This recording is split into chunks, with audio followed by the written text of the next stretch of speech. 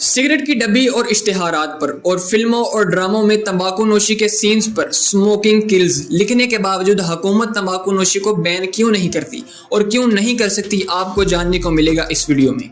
इंसान जो है वो सदियों से तंबाकू नोशी करता हुआ आ रहा है और एक प्रैक्टिस जो कि सदियों से चलती हुई आ रही हो उसे फौरन से छुड़वा देना पॉसिबल नहीं। और जो तंबाकू नोशी है वो हेल्थ रिस्क की कैटेगरी में आती है और अगर इसे बैन कर दिया जाए तो मामला यहीं पे रुकने वाला नहीं, क्योंकि जंक फूड, छुरियां, चाकू, स्काई डाइविंग, स्विमिंग, इन सब चीज़ों में भी हेल्थ रिस्क पाया जाता है, इसलिए इन सब को भी बैन करना पड़ेगा। हुकूमत जो है वो तंबाकू की पैदावार से एक बड़ी मिकदार में ज़र मुबादला कमाती है ताकि हमारी इकोनॉमी जो है वो स्टेबल रहे और हमारे काश्तकार भी इसे काश्त करके एक बड़ी मिकदार में प्रॉफिट कमाते हैं। इसलिए हुकूमत इसे बैन तो नहीं कर सकती, लेकिन इसके हवाले से कानून साजी ज़रूर कर सकती है। तो हुकूमत क्या करती है कि हुकूमत स्मोकिंग को एडवर्टीजमेंट के थ्रू डिस्करेज करती है। इसके अलावा इस पर कसीर मिकदार में टैक्स लगा दिया जाता है और इतना ज़्यादा टैक्स भी नहीं लगाया जाता कि लोग मेन स्ट्रीम को छोड़कर डार्क मार्केट की तरफ, ब्लैक मार्केट की तरफ जाएं तंबाकू खरीदने के लिए। और